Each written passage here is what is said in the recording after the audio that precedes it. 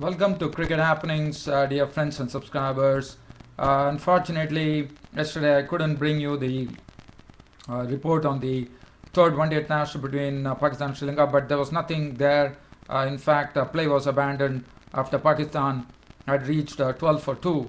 But the ball which the wicket, in fact, Lasith Malinga was the one who actually gave them the breakthrough by getting a beautiful ball to really shape out. He pitched and just swung away, and Mohammad Hafiz was a victim caught behind. And then we saw Azhar Ali, a bit of a dubious decision when Ajit De Silva, the Sri Lankan umpire, raised his finger. Azhar Ali was a bit surprised, but he was given LBW. So that was the second wicket to go. That was Kulashekara who got the wicket.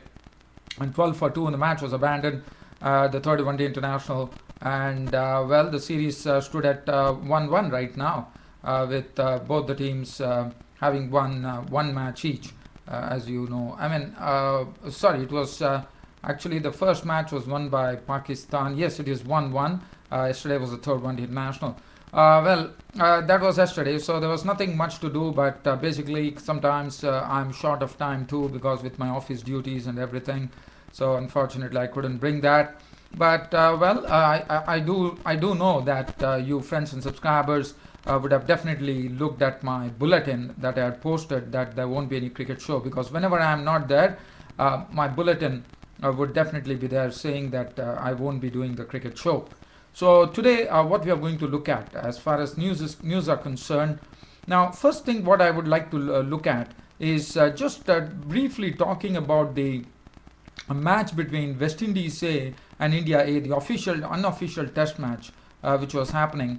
And I just have a few pointers there. Yes, it is right now locked at 1-1. Actually, the West Indies A team winning this match against India in a very handsome way, and probably avenging the first result where India A actually beat West Indies A. It's an unofficial test match, but if you look at it, India A have lots of players who are doing absolutely well as far as that is concerned. Now, if you look at the India A team, their team is full of hopefuls. Like you have Rohit Sharma, we have Manoj Tiwari, we have Ajinkya Rahane, we have Cheteshwar Pujara, and each and every player contributes his might. But the reason that I'm speaking about this India A team is because the India A team is all those people who did very well in the IPL, and they have done very well here too in the normal course of things too, and they are all the Indian hopefuls.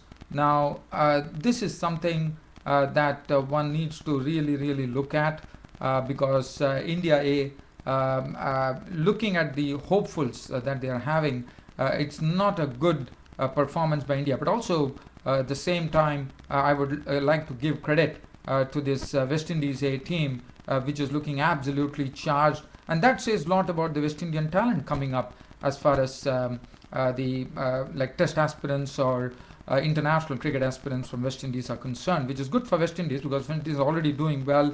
As you know, they have strengthened their team, they have all the players back from the IPL, and I think we are going to have a cracker of a series as far as England and West Indies are concerned. Looking at that, I think India A team has to really pull up their socks. If you look at them, all these players have played test matches and one-day internationals. Ajinkya Rahane, Cheteshwar Pujara, then we have Manoj Tiwari, Rohit Sharma, who did so well in the IPL. Now, this is something, it's not good news for India A. So India A really needs to put up a good show if at all they have to really make themselves very competitive. But again, as I said, West Indies A team has put up a real good show. It's locked at 1-1. The first match was won by India. The second match has been won by West Indies A. The Johnson bowled beautifully. They have some new heroes, Johnson, Pagon, Carter. Pagon, as you know, has played 2 test matches. Carter and also their captain Permal, who's leading the team well, and he's also picking up lots of wickets. In fact, he had a 5-wicket bag in this particular match. So that says a lot about this West Indies A team, and I can only say that this is not the performance that India A, the Indian Cricket Board, would have expected from the India A team in the West Indies. I just wanted to throw some light on that. And now I'll be talking about the tour match. Yesterday there was a, as you know, before the one-day series kicks off between England and West Indies, I'm really waiting for that. It's going to be a real cracker of a series starting on 16th of June at Southampton. But before that there was a tour match which was played between Middlesex and West Indies. This was a one-day international between Middlesex and West Indies. And West Indies, as you know, are at full strength. Chris Gayle was back. Gayle definitely made a quick fire 34 of 30 balls with 4 fours and 2 sixes. In fact, what West Indies done is West Indies had a very crushing victory over Middlesex. They crushed Middlesex by 228 runs. They amassed 335 for 4 in their 50 overs, with Lendy Simmons contributing 23 of 41 balls with 4 fours. Chris Gayle, as I said, 34.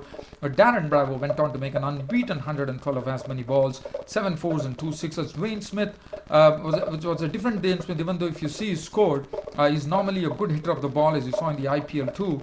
96 runs he made of just 81 balls with 10 fours and 2 sixes. But what was good about Dwayne Smith was a very mature approach. He basically took his time at the crease, and when the time came, he unleashed his strokes. And Kieran Pollard made 18, and Dwayne Bravo, who came in, he knocked off 40 of just 21 balls with 2 fours and 3 sixes. 335 for 4 was the score that the West Indies put on the board for 50 overs. The bowling, Murtag, as you know, Murtag has been the pace bowler who has been selected in the Ireland squad for the 2020 Cup, as you know, and he was blasted by the West Indian batsman to the tune of 75 runs. And his reward was just 1 wicket. 10 overs went for 75 runs, and that's not good going for Murtag after he has been included. He has been capped. He has been given his international cap to play for Ireland in the 2020 tournament in Sri Lanka, which is not good news. And Ireland had won for 74. Anthony Ireland, who is normally a good bowler from Middlesex, 10 overs cost him 74 runs at a wicket. And other than that, I don't want anything else to talk about. Yes, there was another person who really leaked runs, and that was J.H. Davy, 10 overs no made and 1 for 71. And Middlesex, in the reply, crumbled to 107 all out. The only good feature for them, Mallon made 21 at the top of the order, 43 balls and 2 fours. 17 from London. Rosington made 17. Davy contributed unbeaten 24 of 36 balls. Other than that, it was a huge win for the West Indies, and that will give them lots of confidence, crushing the Middlesex team by 228 runs. The bowling figures: Rampal 2 for 15, bowled excellently. Andre Russell 2 for 19, 2 for none for Chris Gayle, and 1 wicket for 21 for Dwayne Bravo, and 1 for 21 for Sunil Narine. So that was it, and West Indies getting a crushing victory under their belt just before the one-day international series kicks off at Southampton on 16th of June. So that would do them a lots of confidence. And the other news that I would like to look at, if at all, is the news that I have is Harun Lorgat. Now this is let me just start off from here. South Africa have basically gone for the same squad that played in New Zealand and won the series. So they have not made any much changes. They have stuck to the same squad, and that is the squad which is going to play in England in the test matches against England. And the other news coming from South Africa is the tri-series which is going to start between Zimbabwe, Bangladesh and South Africa. The captain was actually Johan Botha, but Johan Botha is out due to injury, and Hashim Amla will be holding the reins of captaincy there. And one thing I would like to cover here, this I've covered in the past too, but Harun Lorgat, the outgoing ICC, as he's going to know, he's out of the ICC leadership, and it is going to go in the hands of Dave Richardson, the former South African wicketkeeper batsman, and a person who has been in the ICC for quite some time. But he has made a statement. Now, I definitely agree with that, because nowadays, after the Indian Premier League, he has said that he won't be in a position, ICC won't be in a position to provide a separate window for IPL, so that the players don't miss the IPL and everyone participates in the IPL. Because what happens nowadays is that people are playing the IPL, and there are some main matches going, like international cricket matches, test matches and one-day internationals. They're not able to participate in that, and that becomes a big problem because the team gets crippled, as we saw in the West Indies, where the players are playing the IPL, but the series was on between West Indies and England. They couldn't participate on that. So which is what Harun Lorgat has been addressing. Now he's telling that Nowadays, not only IPL, as I said, every country is coming with an IPL. Like Australia has the Big Bash, Sri Lanka is coming out with SLPL, Bangladesh already had the Bangladesh Premier League. Their Premier League there. And every team, South Africa is coming with their South African Premier League, and so every team is coming. So if there's going to be only one IPL, then one could have understood. And I think I definitely agree with Harun Lorgat that he says he can't provide a proper window. Now, one thing that ICC could do, according to me, is that they could have an agreement, sit down with all the board members, and I don't know how that is going to work out, because what matters is the weather conditions.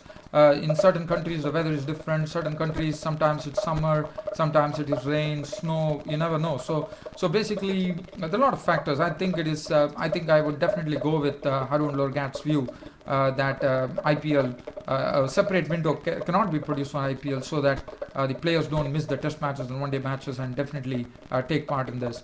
I do agree with that. Other than that, dear fans, friends and subscribers, I would like to end my cricket happening show today on this note. Thanks for your company and thanks for watching Cricket Happenings. See you all tomorrow. Thank you.